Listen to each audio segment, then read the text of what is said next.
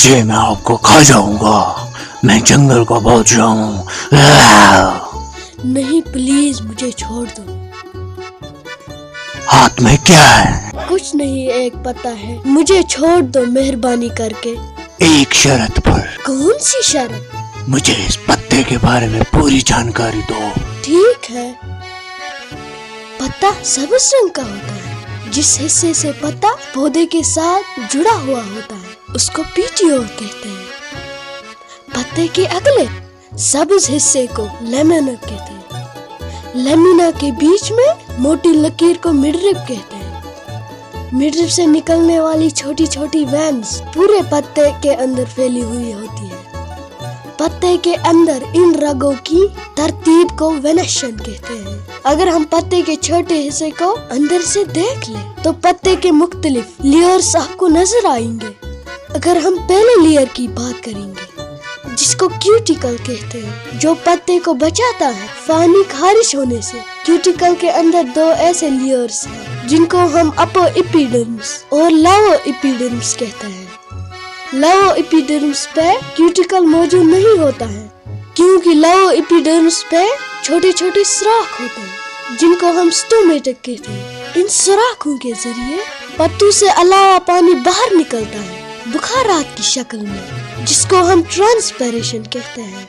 और इन सुराखों के जरिए पत्ते के अंदर कार्बन डाइऑक्साइड चला जाता है और बाहर ऑक्सीजन निकल आता है। इस तर्ज अमल को हम रेस्पिरेशन कहते हैं। ये देखा गया है कि अपर एपिडर्मिस में क्लोरोप्लास्ट्स मौजूद नहीं होते हैं। इन क्लोरोप्लास्ट्स के अंदर एक पिगमेंट क्लोरोफिल पाया जाता है जिसकी वजह से पौधा अपना खुराक तैयार करता है। इस तर्ज अमल को हम फोटोसिंथेसिस कहते हैं।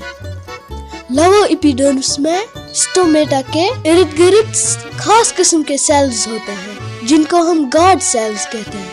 इन्हीं के अंदर क्लोरोप्लास्ट्स पाया जाता है। इसका मतलब यह है कि लोअर एपिडर्मिस में गार्ड सेल्स के अंदर ही फोटोसिंथेसिस होता है।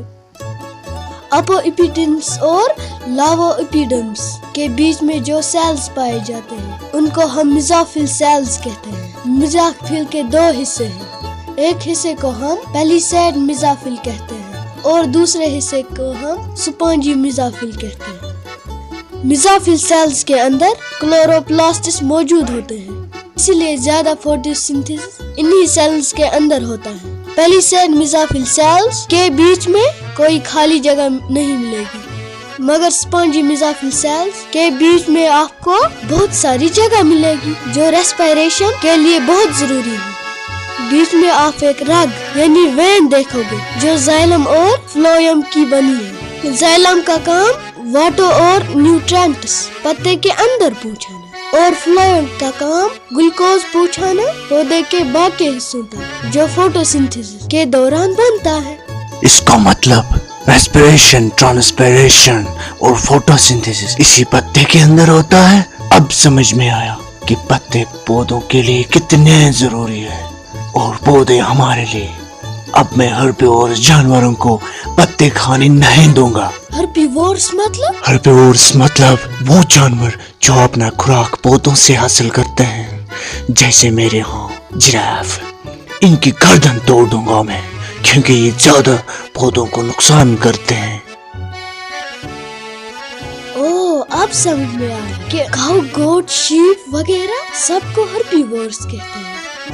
लेकिन आप तो जानवरों से अपना खुराक हासिल करते हो, तो फिर आपको क्या कहते हैं? मैं कार्निवोरस हूँ। लेकिन मैं तो अपना खुराक पौधों से भी और जानवरों से भी हासिल करता हूँ, तो मुझे क्या कहते हैं? ओमनिवोरस। शुक्रिया जंगल के बादशाह, अब मुझे छोड़ दो प्लीज। हाँ, क्यों नहीं बच्चा, जा। Bye bye. बाय बच्चे। वसीम, वसीम उठो, अब्रा